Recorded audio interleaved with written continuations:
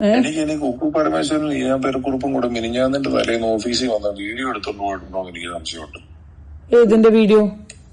നമ്മുടെ ലക്ഷ്മിപ്രിയ നീനാക്കുറുപ്പിനെ കെട്ടിപ്പിടിക്കുന്ന വീഡിയോ. അത് ഇപ്പൊ ഓൺലൈനിൽ വന്നിട്ടുണ്ട്.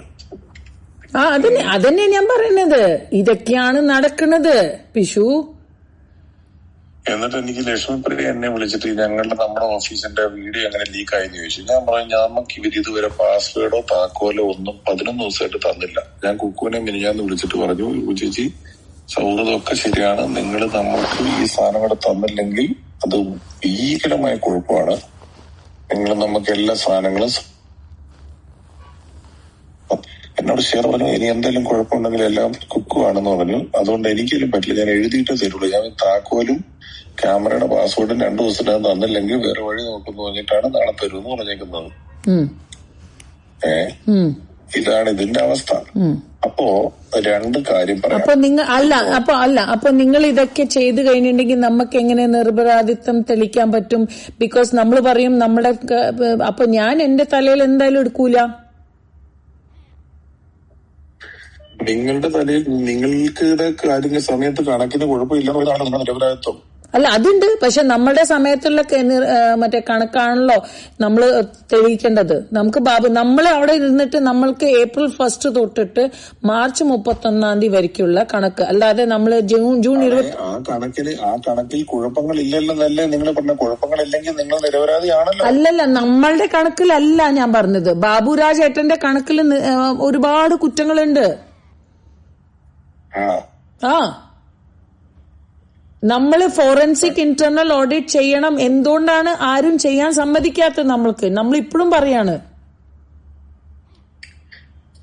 ഇത് കഴിഞ്ഞ ഓഡിറ്റ് പാസ്സായി പോയി കഴിഞ്ഞ ഓഡിറ്റാണ്. ഇനി ഒരു കമ്മിറ്റിക്കാണ് അത് തീരുമാനിക്കാൻ പറ്റുള്ളൂ. അല്ലല്ല, കമ്മിറ്റിക്ക് അല്ല. ബാബുരാജ് ഏട്ടൻ അത് മറ്റേ മിനിറ്റ്സിൽ എഴുതി തരണം. എന്തുകൊണ്ട് മറ്റേ കുക്കു പറഞ്ഞത് ബാബുരാജ് ഏട്ടനോട് ചോദിച്ചപ്പോ ബാബുരാജ് ഏട്ടൻ പറഞ്ഞു ഞാൻ എഴുതി തരില്ല. നമ്മുടെ പ്രീവിയസ് ഈ ജൂൺ 22 2025 അല്ലേ ജനറൽ ബോഡി നടന്നത്? അത് കഴിഞ്ഞിട്ടല്ലേ August 15 ഇലക്ഷൻ ആണ് എന്ന് പറഞ്ഞിട്ട് ബാബുരാജ് ഏട്ടൻ അവിടെ ഓൾറെഡി 1 വർഷമായിട്ട് അവർ ഇരിക്കുന്നുണ്ടായിരുന്നത് ഡോക്കായിട്ട്. അപ്പൊ എന്തുകൊണ്ട് ആ റൂള് എന്തുകൊണ്ട് നമുക്കും അതന്നെ ഇതെല്ലാം അടുത്തത് ഇലക്ഷൻ വേണം എന്ന് പറഞ്ഞിട്ട് നമുക്ക് ഇരുത്തിയാ മതിയിരുന്നു. അതൊക്കെ അന്ന് കഴിഞ്ഞു പോയില്ലേ? അത് എന്തുകൊണ്ട് അങ്ങനെ ചെയ്തോന്ന് എന്നോട് ചോദിച്ചാൽ ഞാൻ എന്താ പറയാ? അങ്ങനെ അന്ന് അവര് ചെയ്തു, സംഘടന ചെയ്തു. അങ്ങനെ ചെയ്യാൻ പാടില്ല. അഡ്വോക്ക് കമ്മിറ്റി ഒരു പോളിസി ഉണ്ടാക്കാൻ. അല്ല അഡ്വോക്ക് അല്ലല്ലോ, ഞാൻ പിഷുവിന്റെ മോഡിലല്ല പറയുന്നത്. പിഷു അല്ല, ഞാൻ പറയുക നിങ്ങൾ ചെയ്തു എന്നുള്ളത് എനിക്കും അറിയാന്നേ. എനിക്കറിയാം അഡ്വോക്ക് കമ്മിറ്റിക്ക് ഒരു പോളിസി ഉണ്ടാക്കാൻ പറ്റില്ല.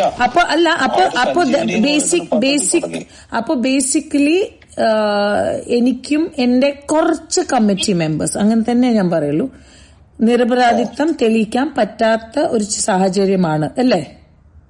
അല്ല, നിങ്ങൾക്ക് കമ്മിറ്റിയിൽ ഇരുന്നുകൊണ്ട് നിരപരാധിത്വം തെളിയിക്കാൻ പറ്റില്ല.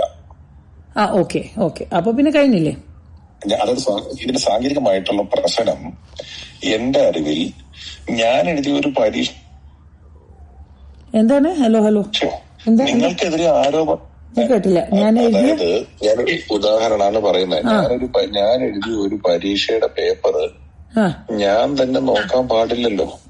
അപ്പം നിങ്ങൾക്കെതിരെ ഒരു ആരോപണം ഉണ്ടായി കഴിയുമ്പോ അത് ഞങ്ങള് തന്നെ അന്വേഷിച്ച് തെളിയിക്കാന്ന് പറയുന്ന പോലെയാണ്. പൊതുജന അല്ലെ കമ്മിറ്റി തന്നെ എടുക്കുള്ളൂ.